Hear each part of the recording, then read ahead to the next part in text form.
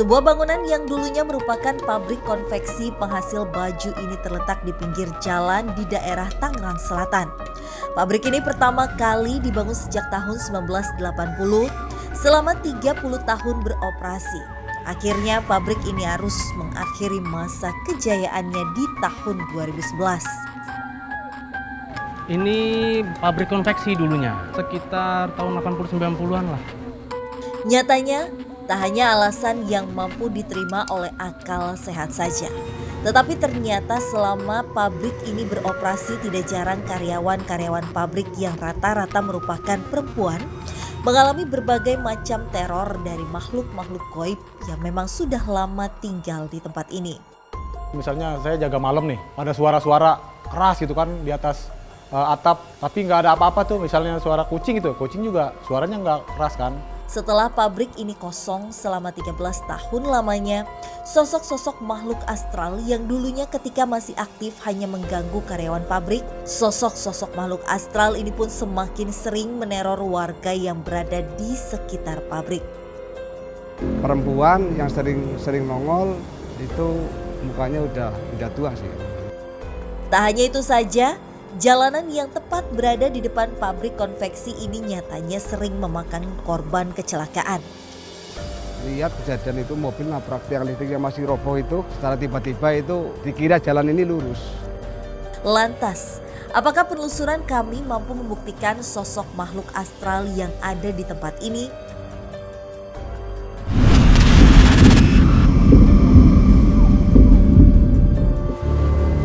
Jadi akses utama keluar masuk karyawan itu di sini, Mbak.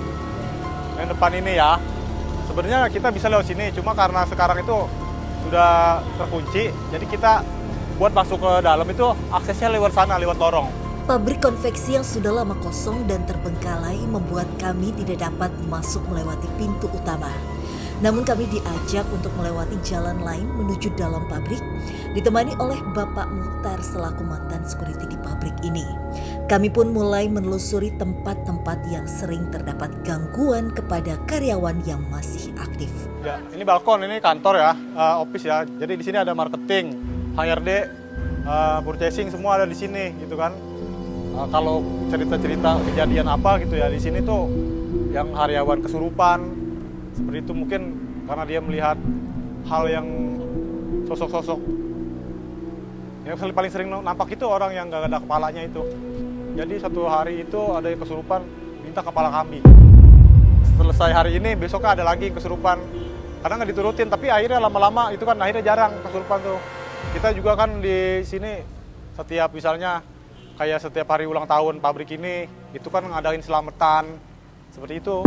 Pak Mukhtar mengajak kami untuk menuju bagian lebih dalam dari pabrik ini, di mana bagian ini juga sering terdapat adanya gangguan makhluk astral. Di belakang ini, itu kan kalau ini paling belakang sekali ya di luar jendela nih. Itu yang saya bilang suka ada ular hitam itu di sini. Ada beberapa orang yang pernah mengalami melihat ada ular hitam di situ. Dia masuk terus hilang gitu kan.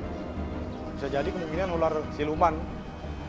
Karena kan ularnya tuh sering nampakin juga ke beberapa orang aja. Kita cari nggak ada. Yang pernah melihat di sini nih.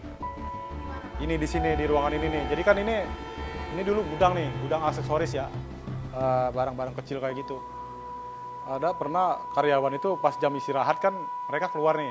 Nah dia masuk jam istirahat ini belum selesai, dia masuk duluan nih. Dia melihat lagi ada orang duduk menghadap sana, menghadap jendela, rambutnya panjang, pakai baju putih kayak gitu. Tapi pas dia nengok sekilas udah nggak ada, sampai pingsan dia.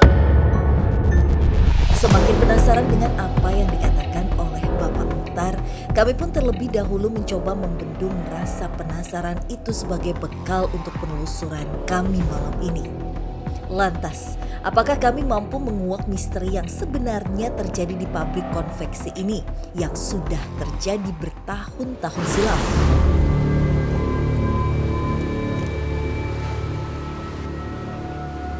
Ini serem banget sih. Malam harinya saya bersama dengan Rudi mencoba untuk memasuki area bekas pabrik konveksi ini. Kayak Kalau untuk Kak Rudi sendiri tuh, waktu kita pertama kali masuk tuh, apa yang Kak Rudi langsung bilang?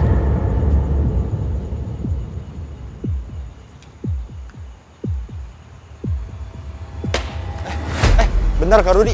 Entah apa yang dirasakan oleh Rudi, tiba-tiba saja Rudi berlari menuju suatu tempat.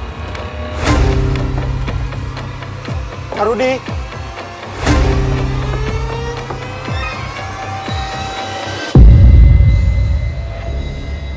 Tadi dia seperti ingin melesat ke arah sana. Oke. Saya penasaran apa yang dia mau perbuat. Makanya tiba-tiba, karena dia itu bikin gerakan yang tiba-tiba, jadi saya mau tahu dia ini apa, kenapa. Oh, sebentar Kak Rudi. Sosok yang lagi di sini sekarang itu berbentuk apa Kak Rudi? Dia perempuan. Perempuan itu sekujur badannya berdarah. Ada darah di wajahnya. Sosok yang dikejar Rudi ternyata merupakan sosok perempuan. Namun anehnya sosok perempuan itu berdarah-darah di sekujur tubuhnya. Sebentar Fasya. Kalau dari aku pribadi ya, pemirsa, pada saat aku masuk ke ruangan ini tuh auranya langsung beda banget sama waktu di bawah tadi. Langsung panas, terus pengap.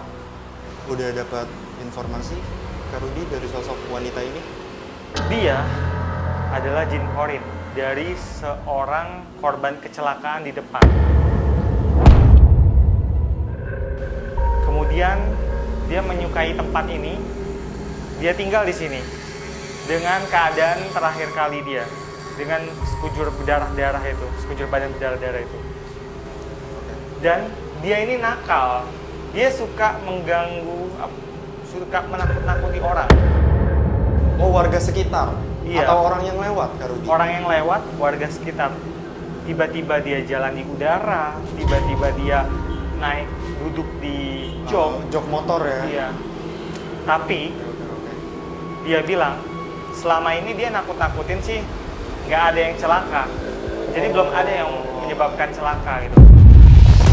Sosok perempuan ini ternyata merupakan sosok dari salah satu korban kecelakaan yang terjadi di depan area pabrik konveksi. Kenyataannya tak hanya sosok ini saja menjadi korban kecelakaan. Karena sebenarnya jalan raya area depan pabrik memang sering sekali terjadi sebuah kecelakaan. Baik itu yang meregang nyawa maupun yang mengalami luka saja.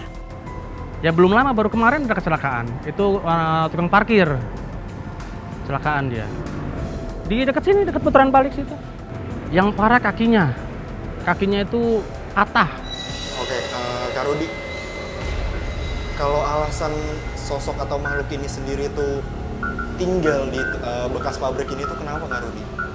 Emang karena kosong kah atau ada alasan lain? Dia cuma bilang,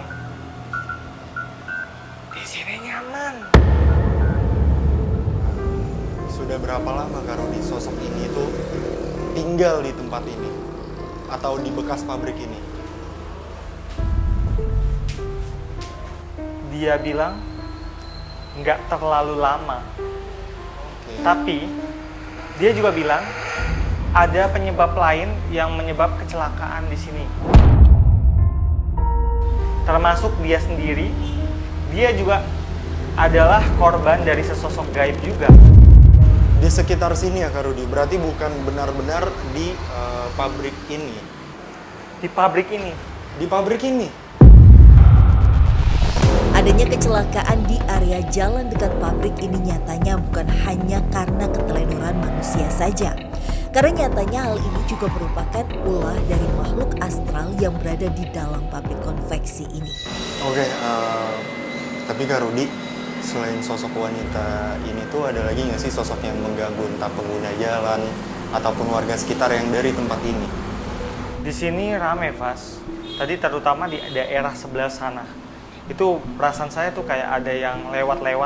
Saya belum terlalu terasa ada apa di sana, tapi ya itu bikin saya penasaran. Jadi kita ke bawah, Kita ke ke bawah sana. aja ya. Oke. Ayo. Wow. Tapi emang pemirsa, ini tuh kelihatan banget kalau udah terbengkalai lama banget. Kita ke sana, Fas. Ada sesuatu di sana. Oke. Pelan-pelan Kak Rudi. Rudi mengajak saya untuk turun menuju lantai dasar dari pabrik ini, di mana ia tiba-tiba saja merasakan adanya sosok makhluk astral.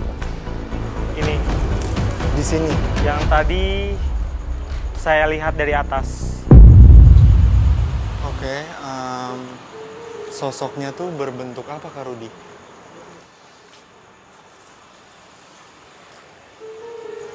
Ada perempuan di samping saya. Oke. Perempuan ini, dia pucat.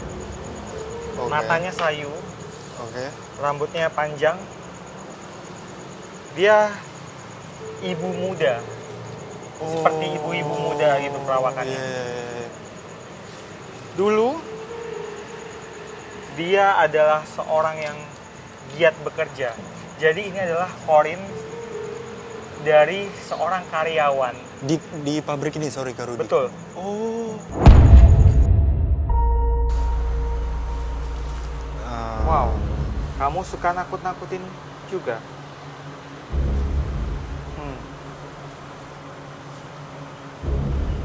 Ada satu mesin jahit yang biasa dia gunakan untuk bekerja. Iya. Jadi mesin itu tuh pas dia sudah nggak ada, itu dipakai sama orang lain. Oh iya. Tapi dia nggak suka. Oh, si korinnya ini nggak terima. Betul. Oke. Si korin ini masih berkegiatan seperti layaknya dulu dia hidup. Iya. Jadi dia kayak masih menjahit dan di sekitar mesin jahit itu. Setiap kali ada orang yang menyentuh atau menggunakan mesin jahit itu diganggu sama dia. Oke, gangguannya itu berupa apa Kak Rudi? Ada yang dibuat ketakutan, tiba-tiba ada benda bergerak, si mesinnya itu bergerak. Ada juga yang tiba-tiba benang itu putus sendiri, nyangkut, kusut, nggak jelas. Oke. Ada yang dibikin bulu kuduk yang merinding, dan lain-lain. Meninggalnya sosok karyawan ini membuat mesin jahit yang selalu ia gunakan dulunya tidak dapat digunakan oleh karyawan lainnya. Karena apabila mesin tersebut digunakan oleh orang lain, maka sosok ini akan mengganggu orang tersebut. Dulu tahu mitos itu benar sih, ada yang hamil karyawan sini meninggal. Menurut cerita ada yang meninggal. Dan yang karyawan itu kan jahit ya, itu jahitan mesin jahit itu kalau dipegang yang ke lain itu nggak boleh. Bukan nggak boleh, dia akan diganggu. Tapi kalau untuk kesurupan itu sendiri itu apakah sosok ini penyebabnya Kak Rudi? Enggak. Bukan dia. Dia cuma menampakkan benda-benda yang bergerak aja, menggerakkan benda-benda dan bikin orang merinding aja, tapi nggak sampai bikin kerasukan. Oke, Kak Rudi kan tadi sempat bilang kalau memang sosok ini itu bukan yang mengganggu atau mengakibatkan kesurupan ya Kak Rudi di pabrik ini. Tapi apakah sosok ini mengganggu pengguna jalan yang ada di depan pabrik ini Kak Rudi? Kamu suka mengganggu orang-orang di jalanan? Enggak katanya. Tidak. Enggak ada. Dia nggak mengganggu orang yang di jalan. Oke, terus kan berarti sosok ini tuh tahu bahwa pabrik ini tuh sekarang sudah tidak berfungsi lagi. Tapi kenapa sosok ini masih memutuskan untuk menetap di pabrik terbengkalai ini, Kak Rudi? Di sini kosong, nggak ada manusia, dan dia merasa damai di sini. Dan akhirnya dia memutuskan untuk tetap di bekas pabrik ini. Betul. Seolah belum mendapat jawaban atas apa yang kami cari dari sosok ini. Kami pun mencoba untuk menelusuri lebih dalam lagi area pabrik ini guna menguak seluruh misteri yang ada di sini.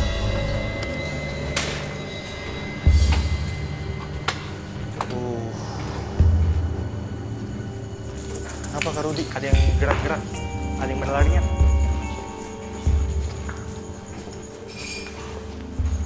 Ada seperti bayangan cepat sekali lari dari satu tiang ke tiang lain. Oh,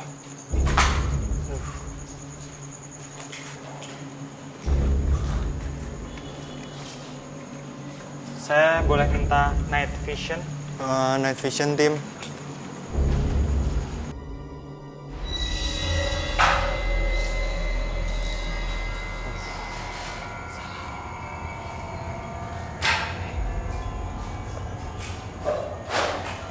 Rudi mencoba untuk berkomunikasi dengan sosok yang berada di tempat ini.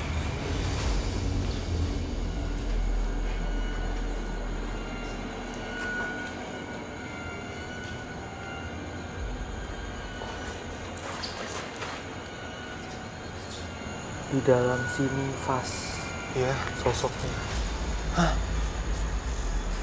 di dalam tiang ini. Sosoknya hitam besar. Yang tadi lari-larian di sekitar kita. Halo, kamu siapa? Sosok yang menarik perhatian Rudi ternyata merupakan sosok hitam besar. Kamu merasa terganggu sama kami?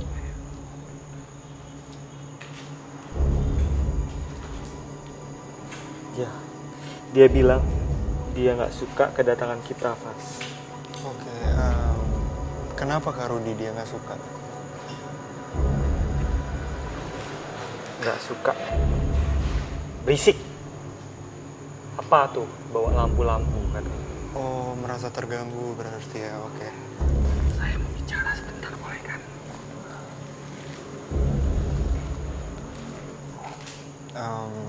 Apakah ini sosok terkuat di tempat ini Kak Rudi? Kamu yang paling kuat di sini? Enggak. Enggak, bukan. Ada lagi yang lebih kuat. Aduh. Oke, apakah sosok ini yang menyebabkan kesurupan di tempat ini? Dia bilang ada si biang kerok di sini. Si biang kerok. Berarti mungkin yang dia maksud adalah yang paling banyak bikin kerasukan. Oke, yang terakhir Kak Rudi, apakah kecelakaan di depan jalanan atau di depan pabrik ini itu banyak yang disebabkan oleh makhluk-makhluk dari sini?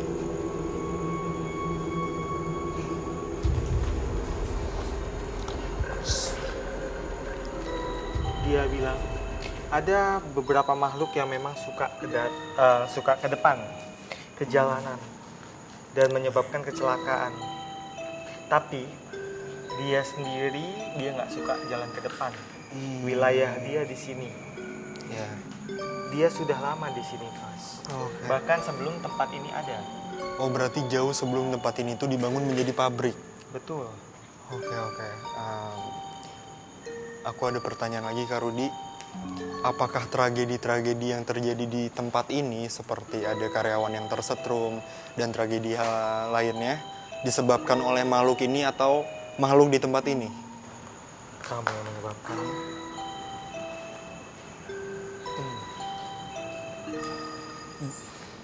Dia ngaku beberapa memang dia yang melakukan. Terdapat beberapa tragedi yang sempat dialami oleh beberapa karyawan di tempat ini selain kesurupan.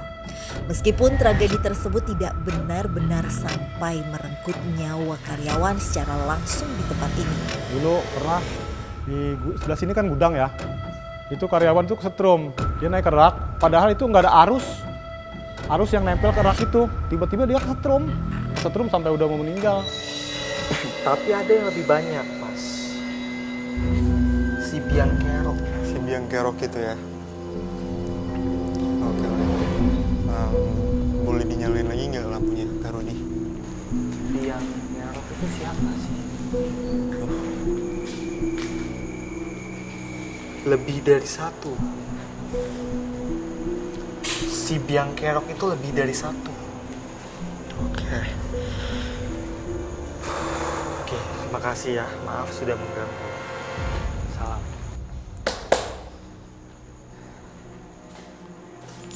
Boleh dinyalain lagi? Boleh dinyalain lagi. Oke, Kak Rudi, jadi kenapa alasan aku tadi sempat minta lampunya dinyalain, aku tiba-tiba ngerasain sesak, aku nggak tahu kenapa. Dan emang auranya tuh kan beda banget ya, di tempat ini aku ngerasa lebih panas, lebih pengap, dan tiba-tiba aku ngerasa sesak barusan. Aku nggak tahu itu penyebabnya apa, atau mungkin dari si sosok biang kerok di tempat ini. Oke, tapi dari penjelasan sosok itu Kak Rudi, si biang kerok itu di mana tempatnya Kak Rudi? Tadi kamu ngerasa sesak waktu saya bicara dengan si hitam besar itu. Iya. Terus kamu nggak enak. Iya. Ini perbuatan mereka. Karena mereka nggak suka nih. Kita ngomongin mereka. Oke. Untuk tempat si biang keroknya itu sendiri Kak Rudi udah merasakan atau memang masih tersembunyi Kak Rudi di tempat ini? Ada sesuatu di sebelah sana, Mas. Wow. Rudi merasakan adanya sesuatu di bagian ujung tempat ini. Rudi mengajak kami untuk lebih mendekati sesuatu yang ia rasakan berada di ujung lorong ini. Banyak sekali yang lalu lalang di sini. Di sini ada banyak sekali loh yang lewat-lewat. Maksudnya? Iya, kayak semacam perlintasan gitu. Perlintasan? Terdapat sebuah perlintasan makhluk astral di area ini. Lantas, apakah adanya perlintasan ini yang sering membuat tragedi kecelakaan di jalan raya tepat depan pabrik konveksi ini? Atau bahkan sosok-sosok yang melintas ini pula yang merupakan jawaban atas peristiwa yang selalu terjadi di pabrik ini ketika masih beroperasi? Atau bahkan juga ada perlintasan yang merupakan alasan kosongnya pabrik ini? Perlahan tapi pasti, teka-teki yang selama ini ada akhirnya mulai terungkap, di mana tempat ini memang menyimpan misteri yang sangat kelam. Hal ini dibuktikan dengan adanya sebuah perlintasan makhluk astral. Tak hanya itu, nyatanya banyak warga yang memang melihat fenomena-fenomena gaib yang melintas di jalan raya depan pabrik konveksi ini. Ya rasakan tetap merinding ada. Ini sekarang juga, aduh Allah Akbar. Merinding Pak, Allah Akbar. Apa kayak ular besar gitu. Dia cuman lewat gitu aja sih, ntar hilang gitu. Dia segi sekitaran sini. Perlintasan makhluk gaib. Jadi mereka terbang-terbang dari arah sana ke sana atau sebaliknya, dari sana ke sana. Oh, berarti banyak makhluk gaib di tempat ini yang menjadikan tempat ini itu sebagai tempat mereka berlintas gitu ya Kak Rudi ya? Betul, dan bentuk mereka itu macam-macam. Ada bentuk yang nenek tua, kakek-kakek, ada anak kecil, terus kemudian ada yang bentuknya sampai aneh kayak semacam selendang, tapi itu terbang. Macam-macam bentuknya. Sosok yang dikatakan Rudi juga pernah dilihat oleh Ani yang memang merupakan warga sekitar, di mana ia melihat sosok anak kecil dan juga nenek-nenek ketika melewati tempat ini. Nenek-neneknya yang cewek itu kali ya, dia kayak berubah wujud gitu, jadi nenek-nenek apa. Nanti dia kayak jadi anak kecil.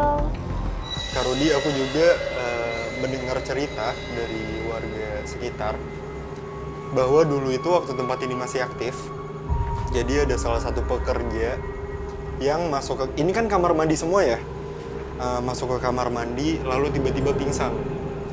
Pada saat temannya nyelamatin gitu, diambil, akhirnya sadar. Si pekerja itu bercerita bahwa dia melihat sosok tanpa kepala Kak Rudi di tempat ini. Sosok tanpa kepala. Iya. Ketika pabrik ini beroperasi, terdapat peristiwa aneh di mana salah satu karyawan pingsan di dalam kamar mandi dan karyawan ini melihat adanya sosok tanpa kepala. Dulu kan di sana itu memang ada kamar mandi, ya saya bilang tadi. Dia masuk ke kamar mandi, terus lama nggak keluar gitu ya. Akhirnya kan didobrak tuh, ternyata dia pingsan. Begitu dia sadar, itu kesurupan. Nah, udah-udahannya dia cerita, dia ngelihat manusia gitu, jadi pakai topi. Topinya itu dibuka nggak ada kepalanya. Saya merasa ada sosok yang sangat kuat di sebelah sana. Apakah itu sosok yang dari tadi itu dimention Kak Rudi? Sosok jahil. Sosok ini kuat sekali. Tapi saya juga lihat ada seperti perempuan.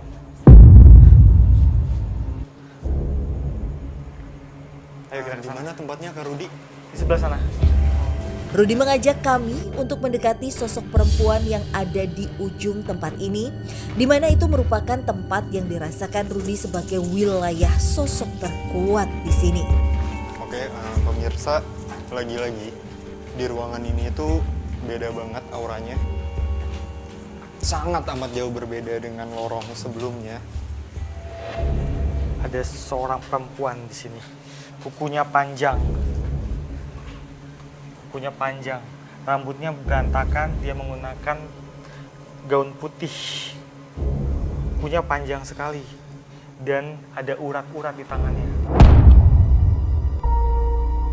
Oke, Kak Rudi, apakah sosok perempuan ini yang menyebabkan kesurupan di tempat ini? Iya. Sosok perempuan di ujung bangunan inilah yang merupakan penyebab sering adanya kesurupan di pabrik ini ketika masih beroperasi. Dia juga berulah di depan sana. Di jalanan depan Di pabrik jalanan. ini? Maaf sebelumnya Kak Rudi, alasan dia mengganggu para pekerja di sini itu apa? Dia orang kepercayaan dari sosok yang paling kuat di sini. Dia seperti dia disuruh bikin rusuh sama yang lebih kuat Berarti lagi. diperintah. Betul. Oke, aku ngerti. Tapi matanya terus menatap ke arah sana. Berarti pemimpinnya ada di sebelah sana. Oh, di situ tempat sosok yang terkuat di tempat ini, Kak Rudi.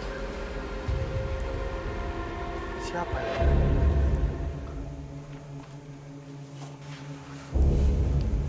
Kalau kamu nggak mau jawab,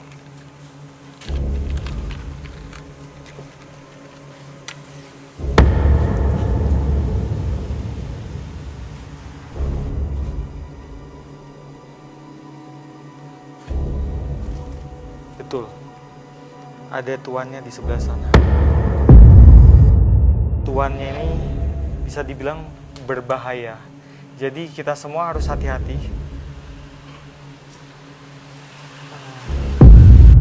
Kami pun mencoba untuk mendatangi sosok terkuat di tempat ini yang merupakan sosok tuan dari wanita tersebut.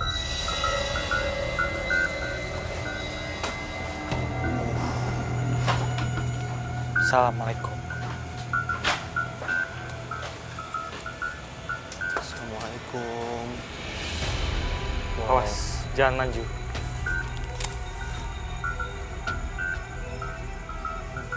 Dia ada di sekitar sini, tapi dia masih bersembunyi. Oke, pemirsa, Ya, betul. tiba-tiba udara itu berubah langsung banyak angin. Yang tadinya nggak ada angin sama sekali.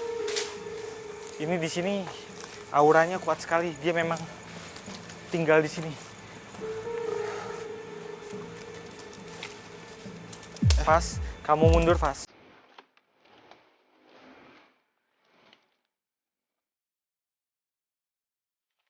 Hati-hati Kak Rudi. Hati-hati Kak Rudi.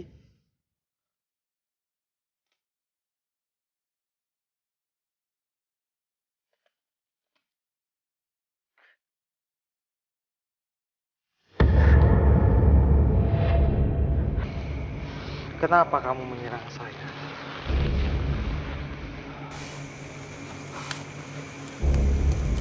Dendam. Ada dendam. Dam. Siapa kamu ini?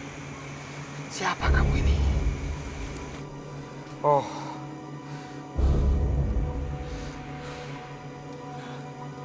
Dulu ada seorang anak muda miskin. Kemana-mana dia selalu dihina karena dia miskin. Kemudian dia menyukai seorang gadis. Gadis itu menghina dia. Karena kemiskinannya. Betul. Jadi bukan sekedar ditolak aja, bahkan dihina-hina. Dia sakit hati, tapi dia nggak bisa apa-apa. Dia datang ke sebuah gunung di daerah Jawa Barat. Di sana dia bertemu dengan sosok kakek-kakek. Sosok kakek-kakek itu mengajarkan dia sesuatu dan memberi dia sebuah pusaka. Pusaka itu bentuknya golok. Bentuknya seperti golok. Kakek-kakek itu mewariskan sebuah ilmu yang bisa dibilang ilmu ini adalah ilmu yang berbahaya kalau disalahgunakan. Ilmu apa itu Kak Rudi? Rawa rontek. Aku sebagai orang awam ya Kak Rudi, aku nggak tahu apa itu ilmu rawa rontek. Ilmu rawa rontek adalah ilmu yang bisa bikin penganutnya ini susah mati. Makanya disebut dengan ilmu keabadian. Oke. Tapi ada kelemahannya untuk ilmu itu sendiri Kak Rudi. Ilmu itu ada kelemahannya. Apa itu Kak Rudi? Nanti saya ceritakan. Oke. Yang jelas dia setelah Mendapatkan ilmu itu, dia menjadi brutal. Dia datang ke orang-orang yang pernah menyakiti dia, dia habisin orang-orang itu. Mereka dibunuh dengan sadis, dengan kejam. Nggak cuma itu, karena dia itu susah mati, dia merampok orang-orang, dia mencuri. Karena memang dia ini sangat kuat. Dia itu bisa dibilang adalah jawara pada saat itu. Sosok jawara yang sedang berkomunikasi dengan Rudi dapat dikatakan sebagai jawara yang jahat. Hal ini dikarenakan sosok jawara ini sering merampok demi mendapat kekayaan. Hal tersebut sejalan dengan penuturan Pak Mukhtar, di mana tempat ini dulunya terdapat seorang jawara. Dulu itu kan ada kayak jawara, tapi dia jawaranya jahat kayak gitu. Jadi kayak rampok lah. Nah dia itu dulu dibunuh jasadnya dibuang di sini, kepalanya buang di mana gitu. Sampai kesinian ya, gitu udah jadi pabrik. Itu yang sering nampak itu, yang manusia tanpa kepala itu. Dia hidup pada saat masih zaman penjajahan Belanda. Dia suka merampok orang-orang, membegal orang-orang yang lewat di tempat yang sepi. Semua orang tahu dia itu seperti itu. Pelakunya, Makanya dia disebut si biang kerok. Oh, itulah alasannya. Betul. Nah, pada suatu hari orang-orang berkumpul, musuh-musuhnya itu berkumpul. Bagaimana caranya menghancurkan si biang kerok itu? Mereka berdiskusi, mereka mencari tahu kelemahan dari rawa rontek. Diculiklah si biang kerok ini. Diculik, kemudian dia dipenggal. Pada zaman itu, orang-orang itu tahu penganut rawa rontek itu susah dibunuh. Jadi kalau misalnya anggota tubuhnya dipotong, itu nggak berlangsung lama, anggota tubuh itu akan menyatu lagi. Memang terlalu aneh. Iya. Itu kalau untuk zaman sekarang iya benar. Sangat nggak masuk akal. Iya. Tapi rawa rontek itu memang seperti itu. Iya. Bagaimana cara membunuhnya? Kepalanya dipenggal dan kepalanya dibuang jauh-jauh dari badannya dan dimasukkan, dikubur di dalam sungai supaya nggak menyatu lagi dengan badannya. Sosok jawara ini ternyata dibunuh oleh warga di mana ia dipenggal dan juga badannya saling dipisahkan. Hal tersebut dilakukan agar sosok jawara ini tidak kembali hidup dan mengganggu warga lainnya. Iya, jadi dulunya emang jawara sini, dia itu ya kepalanya nggak tahu di mana, badannya itu di sini di kuburnya. Peristiwa itu terjadi di sekitar sini. Tadi saya merasakan sakitnya di penggal pada saat itu. Makanya saya tadi memegang Yang leher. memegang leher ya. Sakit sekali. Kenapa sosok biang kerok ini mengganggu para pekerja di sini atau bahkan warga sekitar?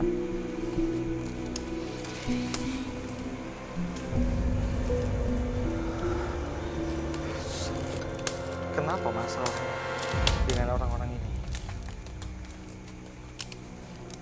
Oh, yang dia tahu dulu dia itu dibunuh secara sadis sama orang-orang. Dan setelah itu dia menggila. Dia betul-betul menggila, dendam yang Sangat membara. besar ya. Dan sekarang pun dia masih penuh dengan dendam. Jadi siapapun yang dia mau ganggu, siapapun yang mau dia hancurkan, ya dia lakuin itu. Seperti kata sosok yang sebelumnya kita temukan ya Kak Rudi, benar si biang kerok ini juga menyebabkan kecelakaan di depan pabrik ini. Dia bilang, benar. Tapi dia nyuruh perempuan itu. Jadi si perempuan itu yang lebih banyak memakan korban. Oh berarti sosok tanpa kepala yang dilihat oleh pekerja di sini itu sosok ini Kak Rudi? Kamu waktu itu yang jadi perbincangan mereka? Atau ada lagi yang lain?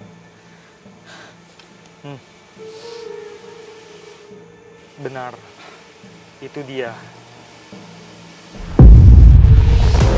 Sosok manusia tanpa kepala ini nyatanya sering terlihat oleh beberapa karyawan maupun warga yang memang tinggal di daerah sekitar pabrik. Itu yang paling saya takut tuh denger aja tuh yang manusia tanpa kepala tuh. Soalnya tuh kalau pas saya lagi jaga nih, tiba-tiba ada aroma ini, teman saya tuh berasumsi wah dia nih lewat. Karena kan bau amis kan, darah kan. Oke, terus juga Kak Rudi tadi sempat bilang kalau dia menyuruh sosok wanita untuk mengganggu para pekerja di sini. Apa hubungan sosok wanita itu dengan sosok biang kerok ini Kak Rudi? Siapa perempuan itu? Pengabdi. Pengabdi, anak buahnya dia. Oh iya. Terus Kak Rudi, apakah sosok si biang kerok ini akan terus-terusan mengganggu wilayah ini?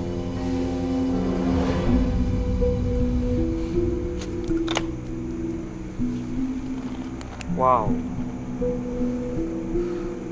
Fasya. Dia akan terus mengganggu, dia bilang. Dia mau bikin yang lebih parah lagi. Dengan kedatangan kita ke sini, dengan apa yang saya lakukan terhadap dia, ini justru menambah amarah dia. Saya harus tangkap dia, saya harus pindahkan dia dari sini. Ini bahaya sekali. Sosok Jawara ini semakin membabi buta setelah kehadiran kami dan juga setelah apa yang sudah dilakukan Rudi terhadap dirinya tak bisa didiamkan. Rudi pun mencoba untuk memindahkan sosok ini agar tidak terus-menerus mengganggu warga.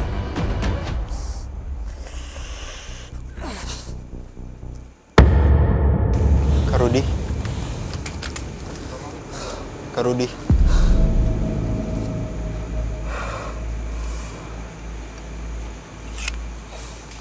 Dia sudah saya tangkap, saya masukkan ke dalam rencong. Nanti saya pindahkan dia ke tempat yang jauh dari keramaian. Kalau di sini dia berbahaya, dikhawatirkan nanti dia akan mengganggu penduduk sekitar. Dan juga dia akan berbuat ulah di jalan raya. Dan apakah dengan dipindahkannya sosok si biang kerok ini, sosok wanita dan anak buahnya pun ikut pindah Kak Rudi?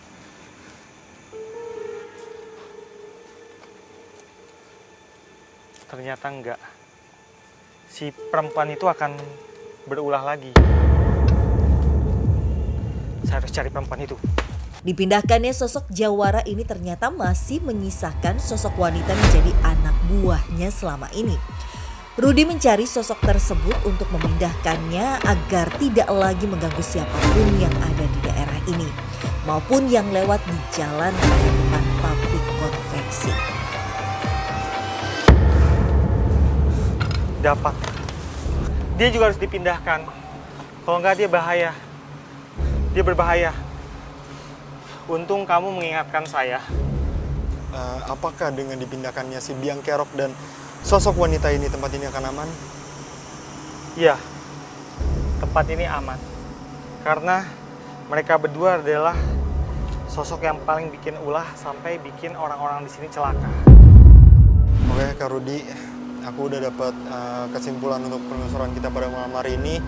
Kalau memang tempat ini tuh bisa dibilang tuh terbengkalai karena faktor dari sosok itu ya, Kak Rudi, si biang kerok dan si wanita itu ya. Salah satu faktornya. Salah satu faktornya. Dan juga memang benar adanya gangguan-gangguan di tempat ini seperti kesurupan, penampakan-penampakan yang dilihat oleh pekerja. Oke, mungkin sekarang kita cari lokasi untuk uji berani, Kak Rudi. Lokasi untuk uji berani, saya rasa di pilar-pilar tadi yang kita bertemu si hitam besar. Karena di situ lokasinya paling aman. Oke, baik Kak Rudi. Sekarang kita jemput sahabat uji berani kita ya.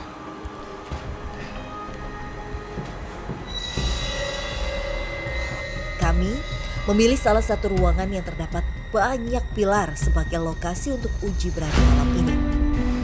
Oke, Sobat Deg-Degan, sekarang kita sudah bersama sahabat uji berani kita pada malam hari ini. Sebelumnya boleh perkenalkan namanya siapa? Nama aku Cahya. Oke, untuk umurnya, Aku 21, pekerjaannya, freelance. oke, dan motivasi Kak Cahya untuk ikut uji berani pada malam hari ini itu apa? Untuk menguji keberanian apa aja sih, sampai mana? Oke, Kak Cahya, sebelumnya di samping saya sudah ada 3 box yang masing-masing isinya adalah instruksi apa yang harus Kak Cahya lakukan selama uji berani nanti. Kak Cahya mau pilih box yang mana? Oke, Kak Cahya pilih yang ini. Boleh dibaca instruksinya. Membakar terasi selama uji berani berlangsung. Ini dia terasinya. Sebelumnya Kak Cahya, tim kami akan memberikan perlengkapan terlebih dahulu. Silakan.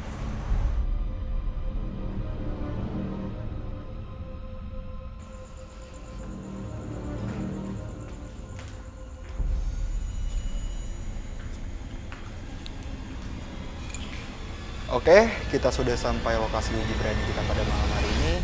Sebelumnya saya mau minta tolong sama Kak Cahya untuk jangan buka penutup matanya sampai waktu yang telah ditentukan dan untuk jangan memindahkan lilin yang sudah ditaruh. Sebelumnya ini Kak Cahya, sorry tangannya. Ada lonceng. Oke. Sekali lagi saya mau tanya sama Kak Cahya, apakah yakin untuk ikut uji berani pada malam hari ini? Yakin? Baik. Tim, matikan lampunya. Bismillahirrahmanirrahim. Halo. Oke, Kak Rudi, sahabat uji berani kita sudah membuka penutup matanya. Ada suara. Ada suara. Ih, ada suara jalan. Maaf banget aku nggak ganggu. Ada suara. Please, assalamualaikum. Sumpah aku nggak ganggu. Ada suara. Ada suara.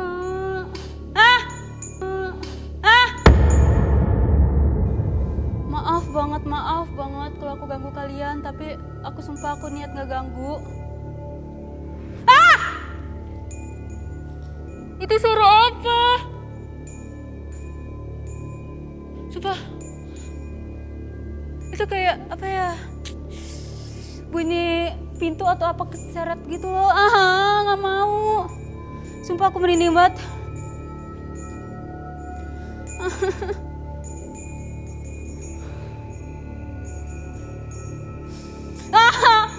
Itu suara apa? Udah nggak mau.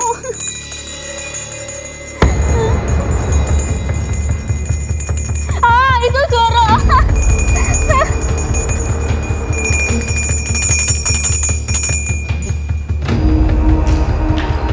Cahya.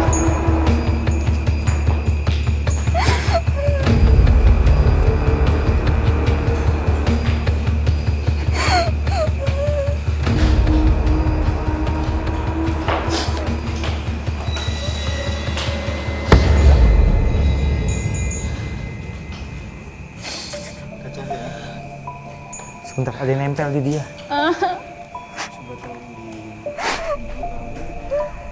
Udah, oke. Bisa berdiri? Bisa berdiri, Kak Cahya. Oke, tenangin diri dulu Kak Cahya. Sebelumnya aku mau ngasih apresiasi yang sangat besar sama Kak Cahya karena udah mau ikut uji berani pada malam hari ini ya Kak Rudi. Kak Cahya tenangin dulu. Tapi yang tadi kita berdua lihat di monitor itu Kak Cahya seperti mendengar banyak banget suara ya Kak? Iya. Itu ada suara apa aja Kak? Soalnya kita dari monitor tuh nggak masuk suaranya. Pokoknya kayak ada suara yang jatuh, terus kayak ada suara mendesis gitu di belakang. Mendesisnya seperti apa? Ular? Iya, entah ular terus sama kayak suara orang kayak jalan nyeret gitu. Jalan nyeret. Ya, terus kayak ada ketok ketok pintu sama suara apa sih tokek, dan dia cuman kayak sebentar doang gitu loh, mendesis gitu. Terus suara-suara yang Kak Cahya denger itu berasal dari mana aja Kak? Dari sana sama belakang aku sih. Dari belakang sini ya? Iya. Oke. Sekali lagi aku mau ngasih apresiasi yang sangat besar buat Kak Cahya karena udah mau ikut uji berani pada malam hari ini. Ya kita tenangin dulu ya Kak Cahya sambil ke depan.